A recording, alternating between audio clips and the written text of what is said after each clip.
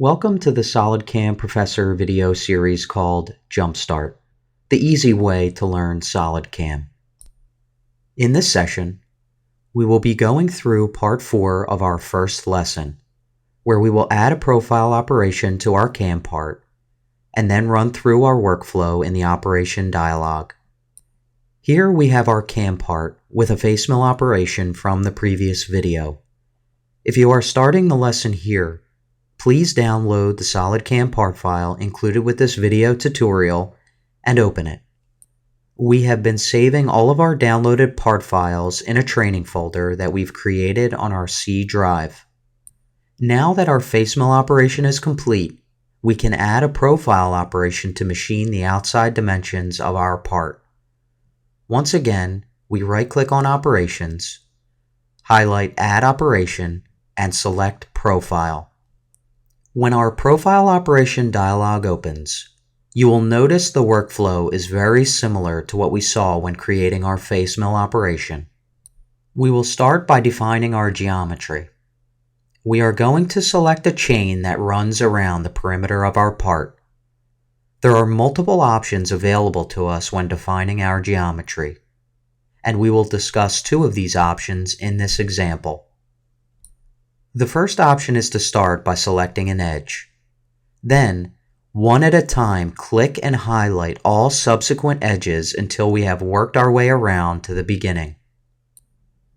Take notice when selecting an edge, this red arrow appears. This arrow represents machining direction, and you should be aware of whether you want to perform a conventional or climb cut.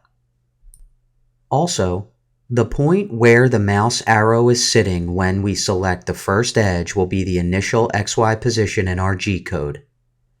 This gives us control over where we would like our profile machining to begin. Now we can take a look at our second option of chain selection, Auto Constant Z. First, we will need to reject our initial chain by clicking the red X. Now let's start by picking a single edge for our chain, and then select the Auto Constant Z option. As you can see, rather than click on individual edges to construct our chain, this function automatically grabs every edge located on the same Z level and connects them to our initial edge selection. With one easy step, we were able to create this entire chain. Click Yes to accept the selection, and then click the green check mark. Our geometry is now defined. Next, we need to create our tool. Once in our tool dialog, let's click Select. The only tool we have defined so far is our Facemill, which would not be acceptable for our profile operation. So, let's click on the Add Milling Tool icon and choose an end mill. We will use the default tool values for this exercise. We can also add a tool holder to our end mill by clicking on the Holder tab. Check the Use Holder box.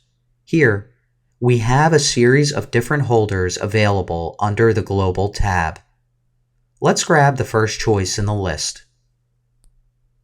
You'll also notice if we drag our mouse onto our tool picture display, we can view the tool and tool holder in real time.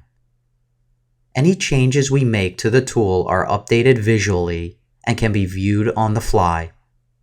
For example, we can see that our tool is extending out of the holder quite a bit. Let's go back to Topology and decrease the outside holder length to 40 millimeters. We can see that the tool picture has been updated. With the tool now defined, let's move on to levels. We have the ability to pick our levels right off the model. Simply click the upper level button, then we can pick the feature that represents our upper level. Our profile depth is handled in the same manner. Simply pick the feature off the model that represents the profile depth.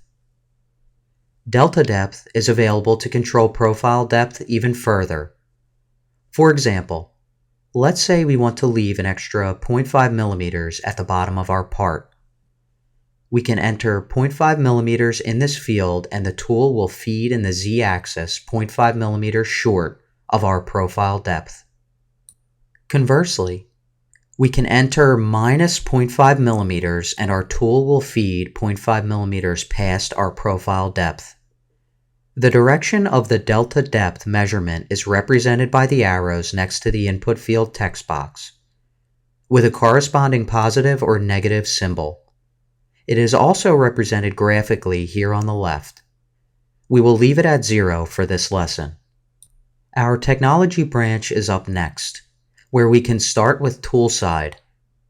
This controls what side of our selected geometry we will be working on, and our choices are right, left, and center. We will be using left for this lesson. The compensation box handles whether or not we want to use cutter compensation when we output our G code. If we put a check in our rough option, we can do both a rough and finish pass. We can leave material on our wall and floor, then have the tool come back and machine off the excess material. In this case, we will make our wall offset 0.3 millimeters and will leave our rough step down at 3 millimeters. We will leave the number of passes for our finish cut at 1, meaning our tool will come down to the profile depth and remove the 0.3 millimeters on the wall in a single pass. Lastly, we will move on to link. This controls how we would like our cutting tool to enter and exit our part. When we select the drop-down menu under Lead In, we have 6 options. Whatever option we select, the diagram on the left shows us visually how the tool will lead into the cut. For this exercise, we are going to use an arc lead in and we will set the value to 4 millimeters. This means our tool will make a 4 millimeter arc into our profile cut. Now we have the same options available to us in Lead Out. To simplify our selection, let's check the same as Lead In box. If we check this box, our Lead Out type will be the same as our Lead In. It will set the value to match, 4 millimeters in this instance. Finally, we can save and calculate our operation. And this concludes part 4 of our first lesson in the SolidCAM Jumpstart series, where we've added a profile operation to our CAM part and then ran through the operation dialog. Thanks again for watching.